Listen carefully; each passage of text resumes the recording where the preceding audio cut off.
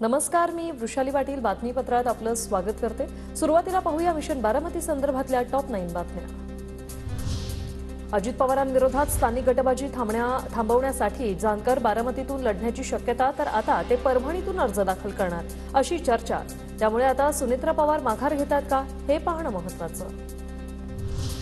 अजित पवार गटाच्या उद्याच्या बैठकीत बारामतीतून जानकरांच्या लढण्यावर चर्चेची शक्यता, तर लोकसभा जागावाटप आणि प्रचाराच्या रणनीतीवरही चर्चा होणार। काही झालं तरी मी माघार घेणार नाही, माझ्यासमोर कुणी उमेदवार असला तरी मी लढणार। विजय शिवतारे बारामतीतून लढण्यावर ठाम। वगैरे आणखी जरी कोणाला घेऊन आले ना तरी विजय शिवतारे लढणार। महादेव जानकर तो सोडा, आणखी कोणाला घेऊन आले तरी विजय शिवतारे लढणार। तुम्ही निवडणूक लढवण्यावरती ठाम आहात। कोणी आता समोर कोणी येऊ ना, जनता पाठीशी असल्यावर घाबरायचं कारण काय? जे होईल ते होईल। महादेव जानकर बारामतीतून निवडणूक लढतील या बिनबुडाच्या चर्चा। विरोधकांकडून जाणीवपूर्वक लोकांची दिशाभूल करण्याचं काम। सुनेत्रा पवारच अधिकृत उमेदवार असतील, अमोल मिटकरींकडून स्पष्ट। बारामती लोकसभेमध्ये जाणीवपूर्वक दिशाभूल करण्याकरता अशा बातम्या पेरल्या जात आहेत की महादेवराव जानकर बारामतीतून लोकसभा लढवतील। ह्या अत्यंत बिनबुडाच्या बातम्या आहेत। सुनेत्रा वहिनी पवार ह्याच बारामती लोकसभेमधून राष्ट्रवादी काँग्रेस पक्षाच्या अधिकृत उमेदवार असतील। हर्षवर्धन पाटलांच्या बैठकीत फडणवीसांची अजित पवारांसोबत फोनवरून चर्चा।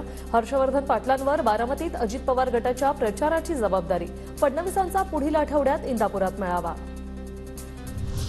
विचारात घेतलं जात नसल्यामुळे सुनेत्रा पवारांच्या उमेदवारीला शिंदे गटाचा विरोध। बारामती लोकसभा मतदारसंघाचा प्रचार करू नका, शिंदे गटाच्या स्थानिक पदाधिकाऱ्यांचा व्हॉट्सअप मेसेज व्हायरल। बारामतीत संसद गाजवणारा खासदार देणं आपल्या हातात। बारामतीवर साहेबांचा हात कायम। आता साहेबांनंतर त्यांच्या मुलीला पाठिंबा द्या। श्रीनिवास पवारांच्या पत्नी शर्मिला पवारांचं बारामतीकरांना आवाहन। विजय शिवतारेंच्या भूमिकेमुळे महायुतीत मिठाचा खडा। महायुतीत राहायचा की नाही याचा विचार करावा लागेल। अजितदादांवरील टीकेनंतर राष्ट्रवादीचे उमेश पाटील आक्रमक। की विजय शिवतारेंची ताबडतोब हकालपट्टी करा। महायुतीमधल्या एका खासदाराला अडचण निर्माण करण्याची काम करत असेल आणि आमच्या नेत्यावर जर या स्तरावर जाऊन टीका करणार असेल तर निश्चितपणे महायुतीमध्ये राहायचं का नाही हा विचार आम्हाला करावा लागेल। ह्या शिवतारेला 3 बायकापैकी एका बायकोचं जरी मत मिळालं ना तेवढं पुरेसं आहे। त्यामुळे आम्हाला त्याची लायकी काय आहे ते माहित आहे। सभा कार्यक्रमाला जाऊ नका म्हणून लोकांना धमकी दिली जाते। इंदापुरात शर्मिला पवारांचा अजित पवार गटावर आरोप।